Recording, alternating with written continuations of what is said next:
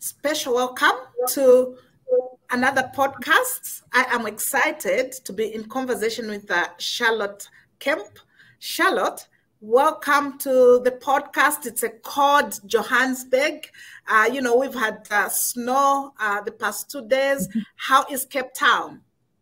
Sarah, it is also cold, but we're glad that you have the snow and we don't.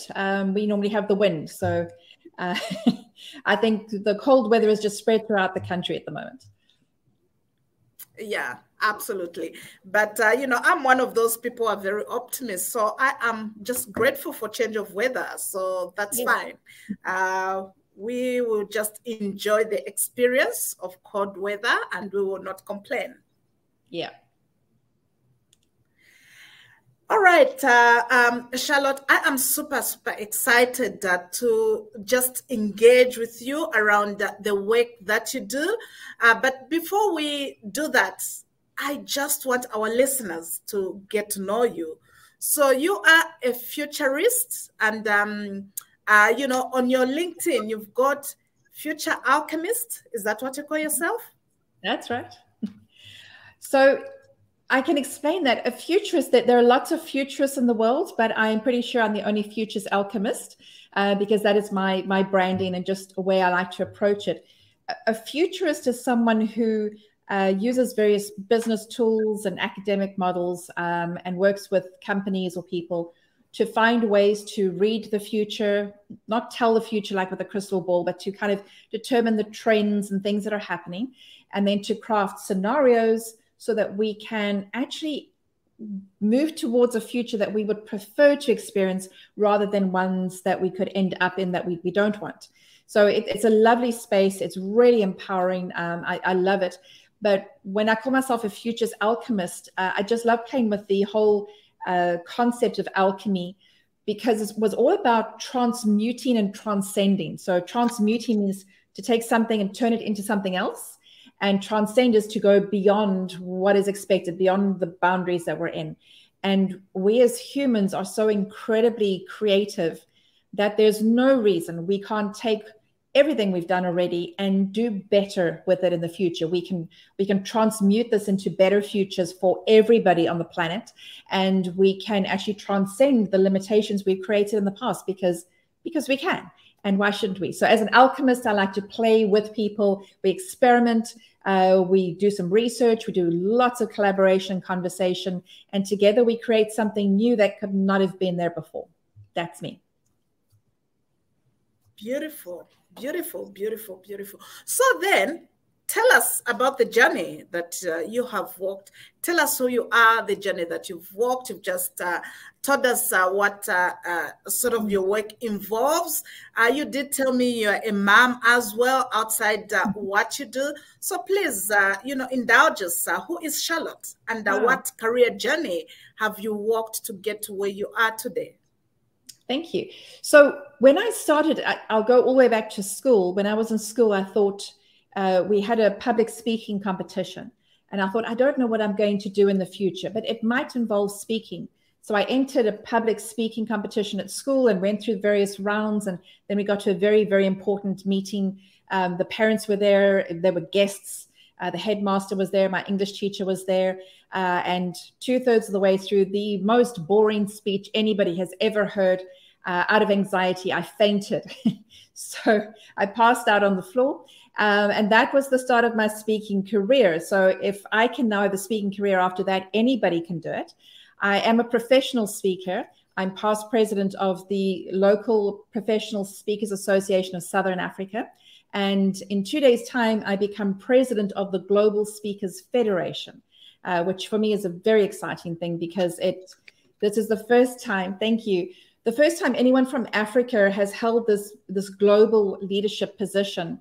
And the Global Speakers Federation is this body that helps the local and regional speaker associations to collaborate literally around the world. And that's such an important thing for us to do. But now with my position, I can shine more of a light on the incredible speakers we have across the continent of Africa. And we got lots of little projects there. So that's my speaking part. And then the rest is My father was in financial services. He worked for a bank and he worked for an insurance company. And I followed his footsteps, and I started in financial services in the start of my career. And then I moved on. I took some time off for my children, and then I came back to speaking and training. And my oldest daughter has just started her first job in a financial company up the road in Stellenbosch. And so she's carrying on this family tradition, which I think is really lovely. So yeah, there's a lot of really interesting things that are happening in terms of the financial world and the future of the world. So we kind of keeping that in mind as we understand how the future evolves for all of us. Beautiful. Listen, you look nothing like a mom with a child who is working. You look so young. I would have thought your kids are probably 5 and 6 or, wow, you know, or under 10s. So yeah, well done to you. I appreciate that, Sarah. Thank you. Wonderful, wonderful, wonderful.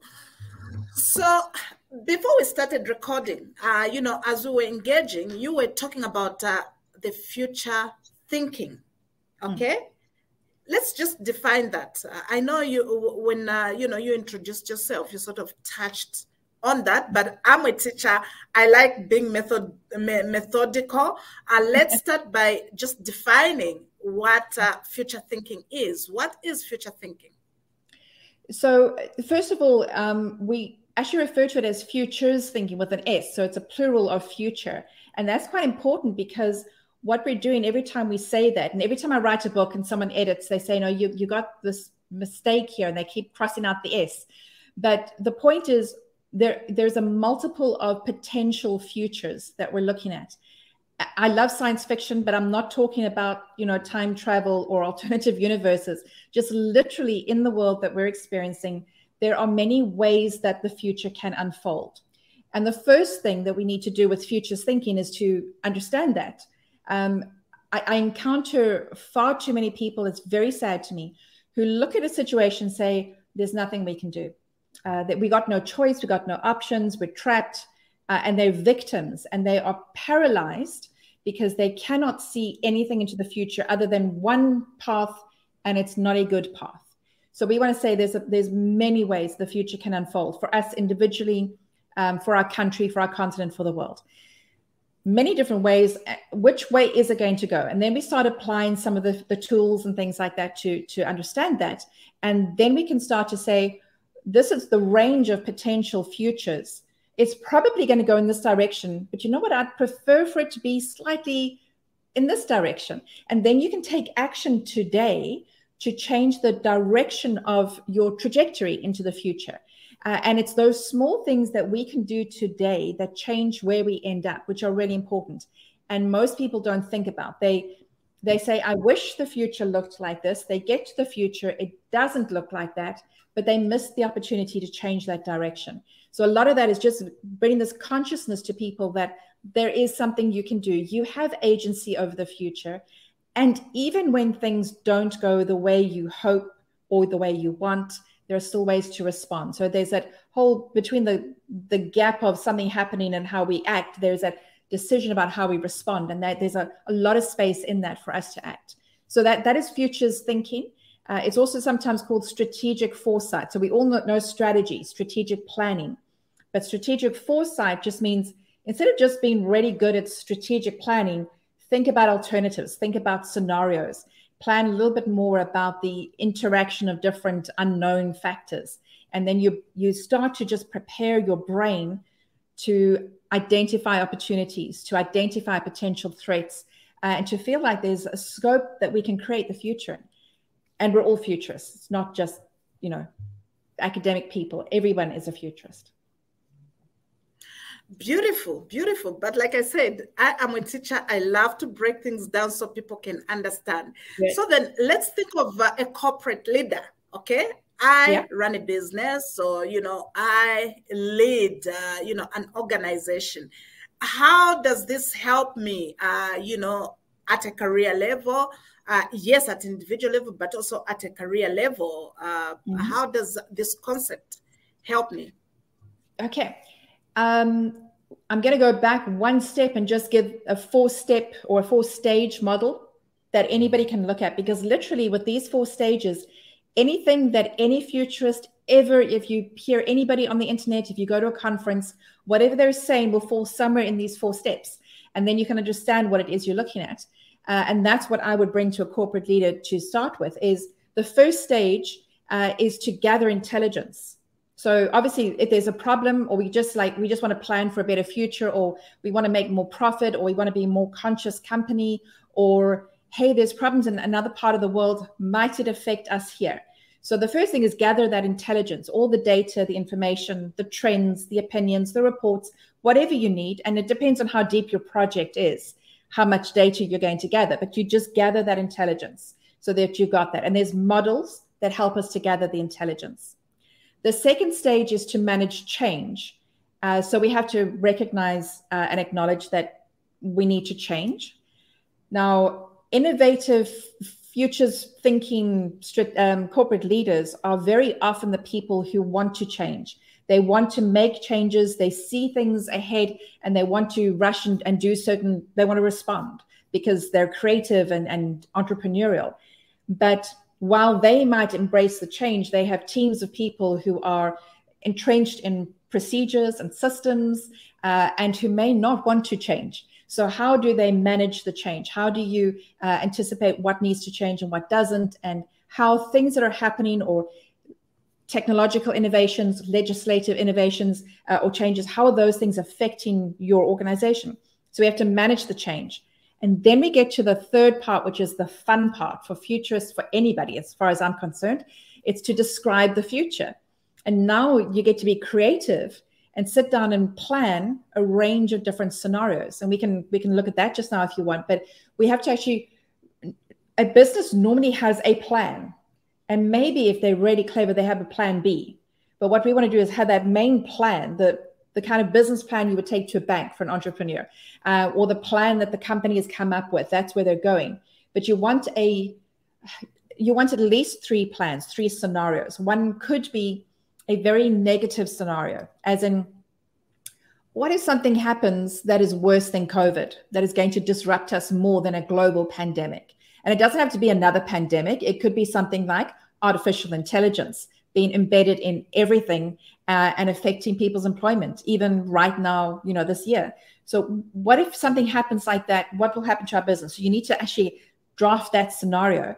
And then you need to draft a brilliant best case scenario. Like, wow, what if we get so many opportunities and we can do so much more business and we can reach so many more people or customers, or we can make so much more profit? And you need to have all 3 of those plans. And there's some practical reasons for actually crafting the plans. But now your business doesn't just have one path that it's trying to stay on. It can embrace everything, which means when things change in other parts of the world and we're all this integrated system, when it affects us, we can respond. And for a good corporate leader, they need to have that flexibility in their mindset to be able to embrace all of that. The accountant needs to have a narrower focus, and maybe marketing needs to have a narrower focus, but the leaders need to have a very broad picture of what could happen, and they need to manage all of those different variables so that they can keep steering the company in the right direction. So that was stage 3. Stage 4 is develop plans and strategies and then test the strategies. But those 4 steps will take anybody through a futures exercise for their own business, their own lives, even today. So I think it sounds like a lot of work, but I think it's a necessary concept to embed in your strategy, even in your strategy formulation. Because just sitting here and listening to you, I think a lot of businesses are actually going to be impacted going forward. Look, we are a smart technology company that distributes artificial intelligence solutions. We distribute robotic process automation. And we know that these solutions are changing business models. These solutions are even changing customer experiences. So as a result, as a business, if you have not sat down to sort of map your future, to even think about how these programs or these solutions are impacting your business, you might just find yourselves out of business. But if you have got futures thinking, where you've got all these alternatives, you're understanding the current trends, what the future will look like, it becomes then easy for you to map out a strategy that is more sustainable, that will also keep you relevant going into the future. I think this kind of conversation should be part of strategic thinking, part of strategy formulation. It should be part of our everyday conversation. Yeah, no, I agree with you totally. And one of the reasons it's not in everyone's conversation to start with is that for a lot of people, when they look at the future, they immediately feel anxiety, because we are anxious about the unknown. So there's an example, if you're waiting for a taxi, or like a regular taxi before Ubers were around, and you didn't know how long it would take, or your lift is coming, you don't know how long it would take. You get frustrated because you don't know how long it is you're waiting. The minute the Uber app tells you that it's going to take 5 minutes or 12 minutes for the vehicle to get to you, now you can calm down, because now you have a framework. And when we look at the future, it's just too unknown. We think good things will happen. We think disruptive things will happen, but we don't know when. We don't know how, to what extent. We don't know what the interactions will be. There's so many variables that people get anxiety, and their brains literally start panicking. And our brains are designed to keep us safe. So our brain just like closes down and just looks at things that are, predictable. And so we get these blinkers and we stop looking at the other things that we need to understand. So there are always going to be people like that. And we can't force everybody to have this futures outlook on life. But the people who are good at that, the people who are willing to experiment with some of that risk and play in that unknown space, they can learn, they can play, they can get better at exploring these ideas, and they can help to craft the pathways for other people to follow. And that's important, because I know that in my life, there are people that I know who do not want to explore the future. And if they are in a safe place, that's good. We can't force everybody to play in this space, which is a little scary for them. So then my next question would be, is futures thinking all about trends? It's not. Trends is one thing. In South Africa, when people are trying to understand what futures thinking is about, we normally mention two things, and then they go, oh, now I know what you're talking about. So one will be trends, and the other will be scenarios, because we have a little history with that. So back before the first democratic elections, there was a lot of work being done in South Africa about the future of the country. And broadly, there were two scenarios presented to us. South Africa can take the high road, or South Africa can take the low road. And the low road is warfare, civil war, discrimination, everything we don't want. The high road is we work together, we learn to collaborate, we get over certain things, we face other things, we admit, we deal with stuff. And we actually come together as a democratic country, and we work out how to do this together. And it was such a simple scenario. It took obviously quite a bit of work to get there. But it meant that anybody in a conversation, in an interaction, could go, am I behaving on the low road path, or am I behaving on the high road path? And if we kept choosing the high road, then we could actually have a transition without any civil war or anything else. There are still problems, I'm not denying that, but we avoided so many more problems by choosing to take the high road. So those high road scenarios were really important. And that was a work done by a futurist called Kemp and his teams back then. So we understand scenarios, we understand trends, because there's really some amazing trend reports. A lot of trends that we talk about are actually just fads, they come and go. So in social media, people talk about trending topics. And it might be trending, but it's trending for a few days or a few hours. It's not a real trend where there's a significant change of, how we work, or gender identity, or identity of any kind, or artificial intelligence, those big trends that change the direction of societies or economies. So those are the two things. And it's a good place to start. But if you want to have a good futures plan, you need to kind of dig a little bit deeper. I never wanted to feel like someone has to go and study in order to be able to use these things. I really want to be able to take the really good models, but help put them into the hands of people so that they can use them. So I did a workshop a little while ago, and my daughter, the 24-year-old, she's been doing some VA work for me behind the scenes. So she came on my workshop online to see what it was about. And when we finished, she was still studying at the time. She said, "This is great. Mom, now I can sit down and plan my career with these tools." Now, if somebody in their 20s can take these tools and apply them, then we actually are dealing with something that is quite significant. And yeah, so we want to go beyond just the trends. It's easy, it's fun to look at the trends, but there's so much more that we could learn and play with. So somebody who's listening might have a question to think, this whole futures thinking, is it just philosophical, or is it motivational, or, are there practical uses for futures thinking? Yeah. What would you say to that? So I studied some of this at a course at Stellenbosch Business School and on futures thinking. And it's the only university around the world that does futures thinking, apparently, that starts with a whole section on philosophy. And it's quite an interesting place to start, because we're going, we want a better future, don't we? And we go, yes, we want a better future. But the picture I have of a better future is going to be different from the picture you have of a better future. And that is because of different philosophies, different mindsets, different worldviews, different values. So let's have a philosophical conversation about what is a better future. Is it just better for one kind of people, for one group in power, or is it good for everyone? Does it need to be conscious and holistic, or is it exclusive? So we need a philosophical conversation.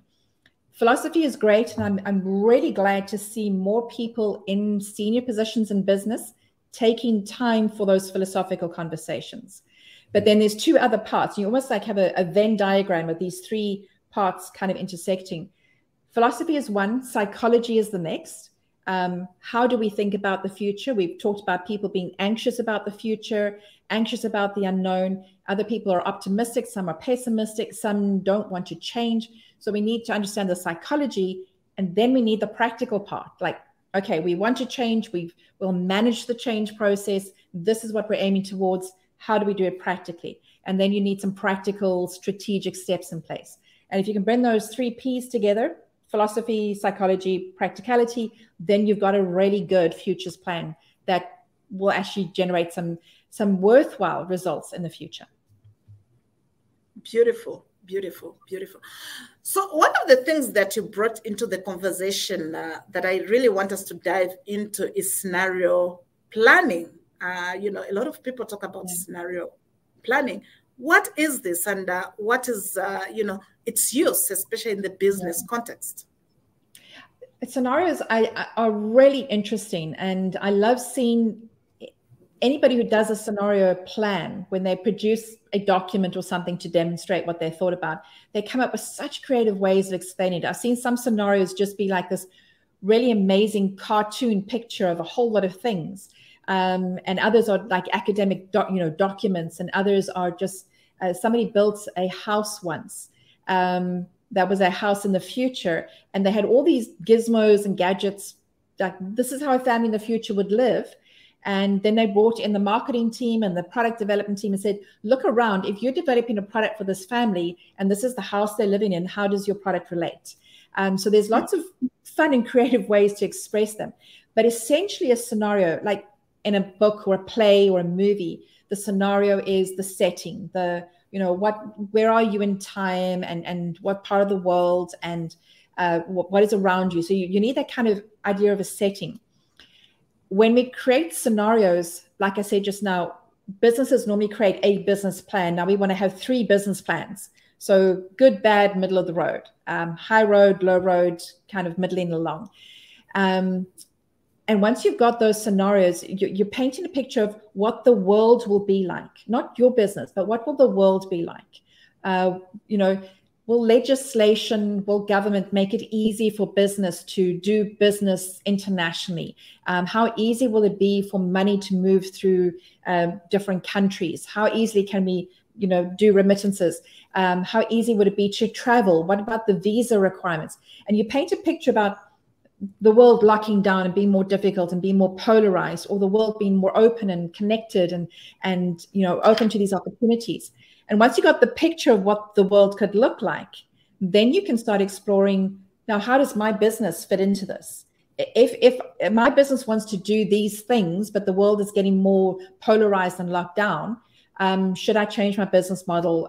Should I invest in should I go and start a branch somewhere else to make sure that I can still do business there? Or will I be able to travel backwards and forwards?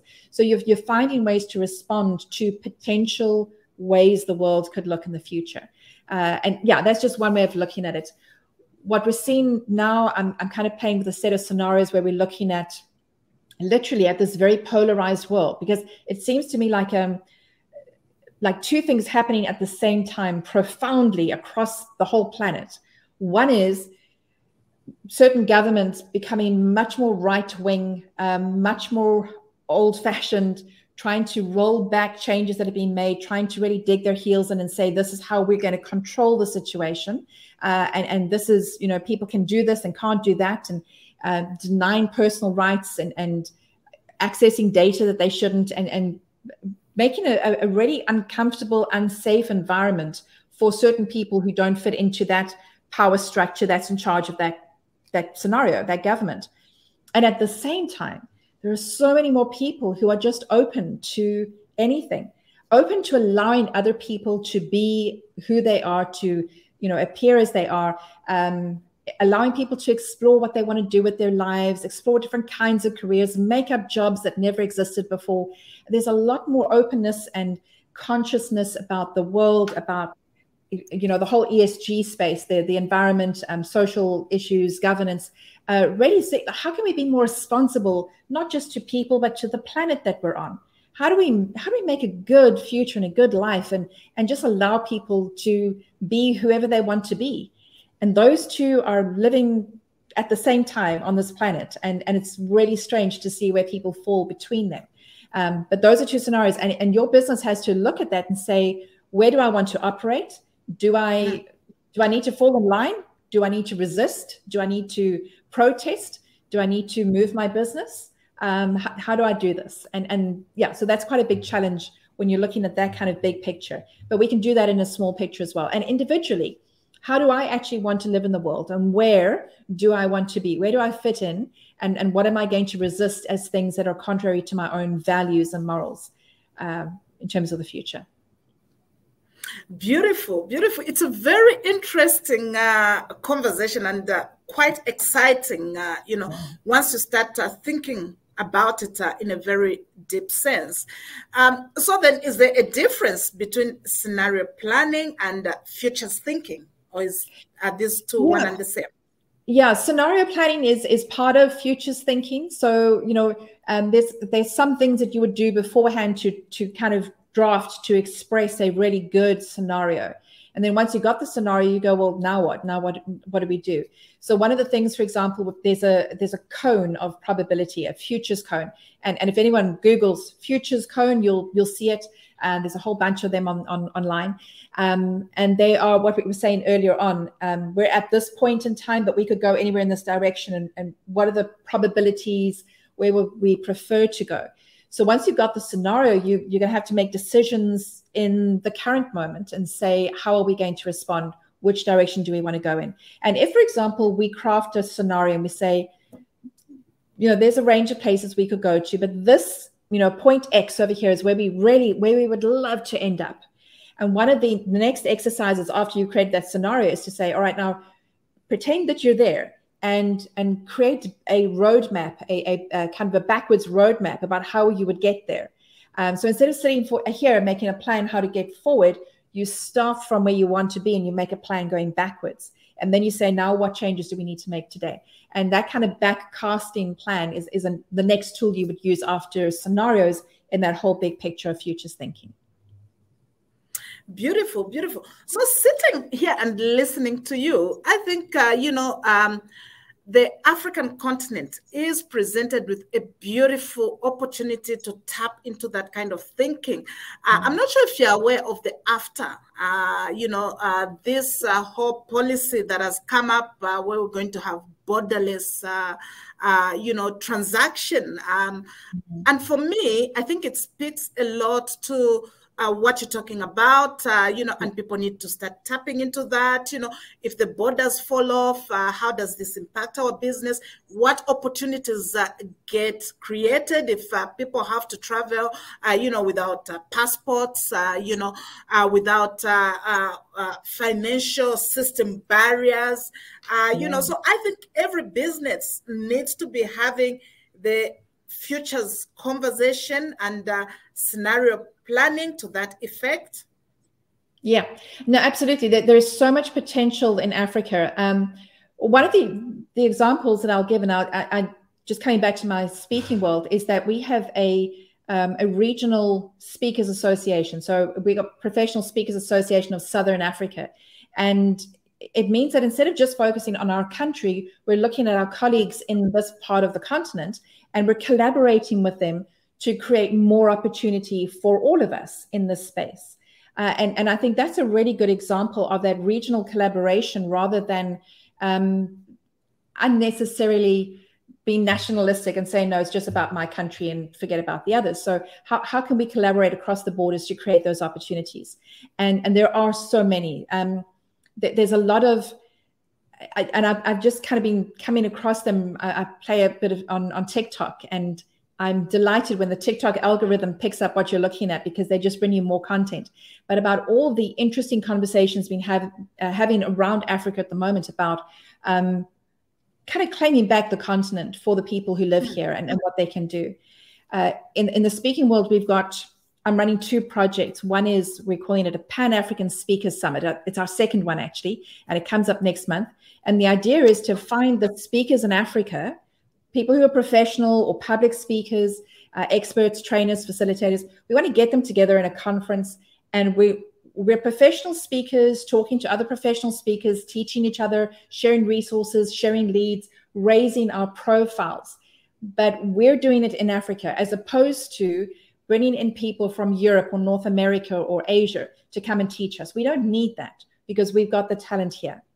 One of the books I'm writing about the future of Africa is a similar project, where we're talking to different futurists in Africa about the futures work being done in Africa, as opposed to importing models from Europe or North America or Asia and saying, come and teach us about futures thinking, because we have people here doing this work.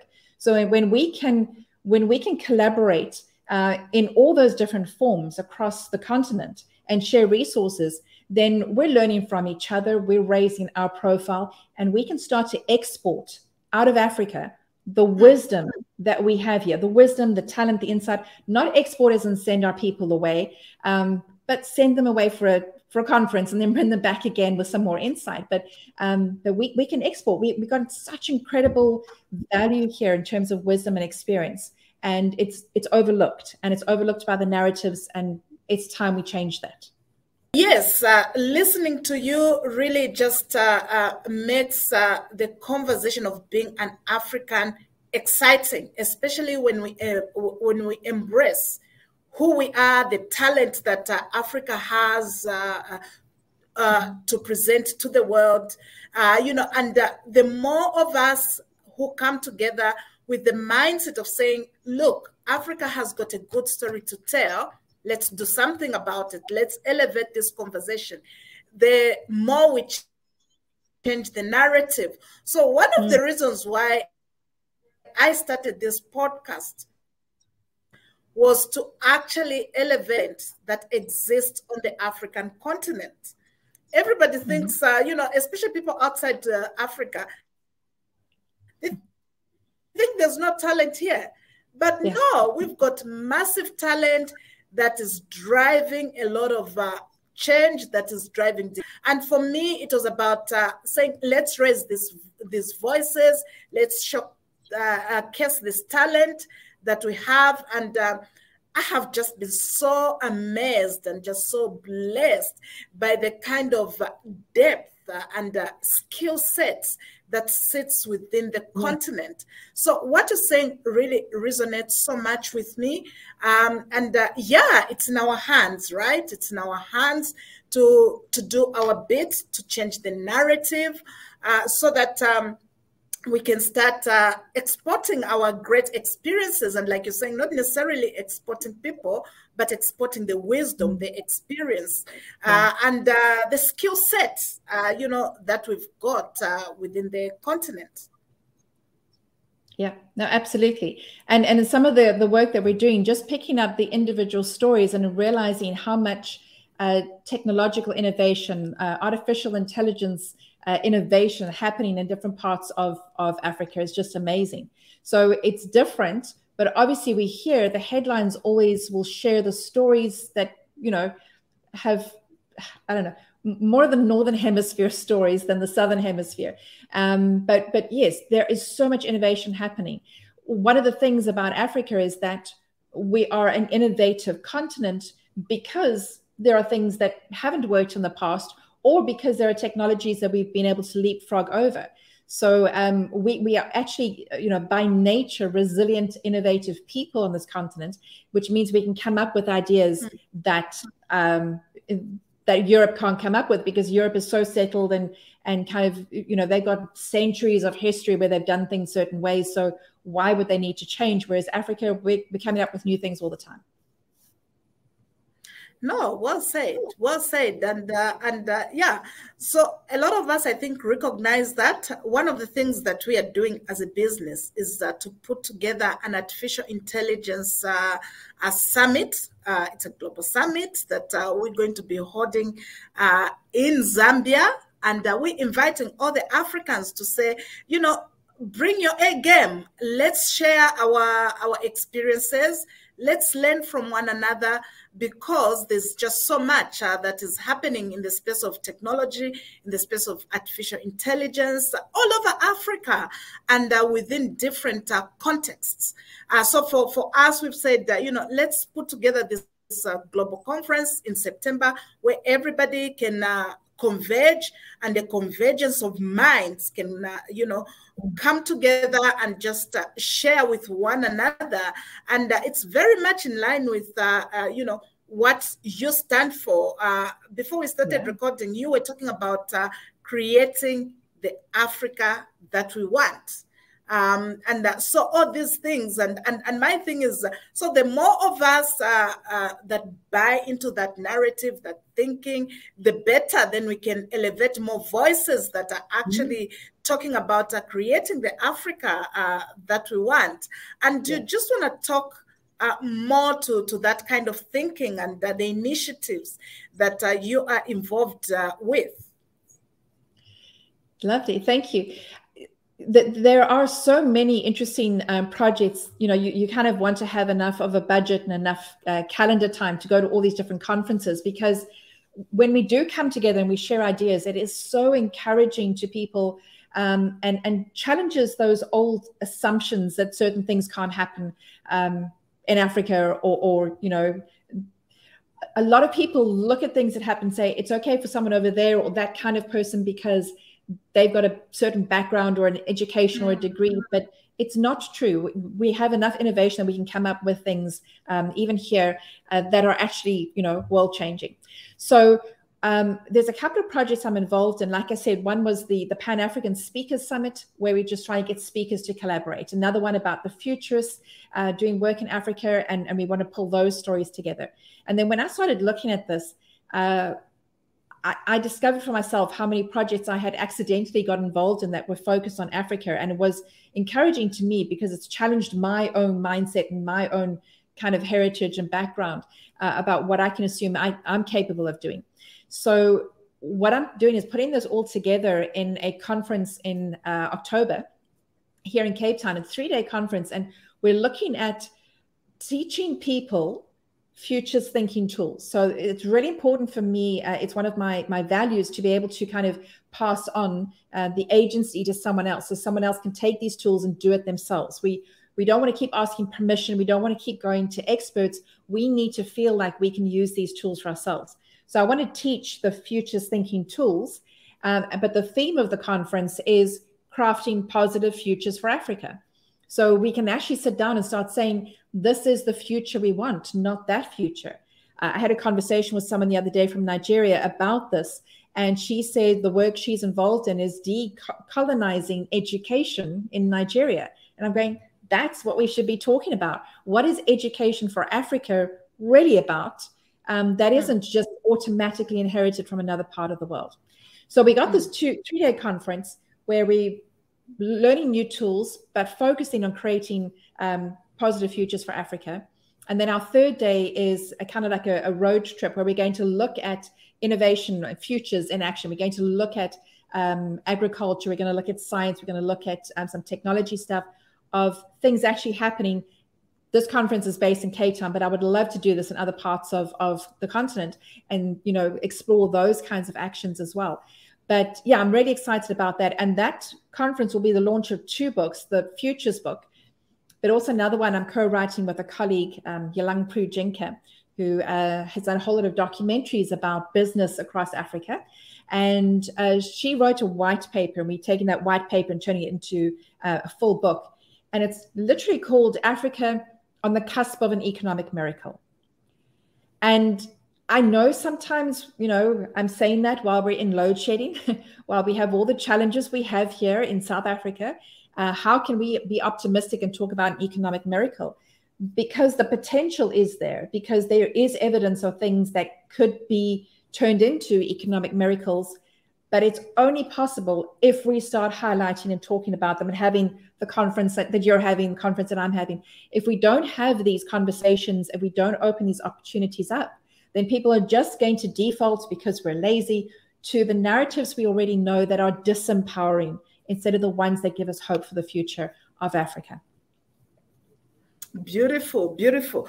I am very excited about the launch of your books, especially the white paper book that has been converted. I think you should introduce me to your co-writer.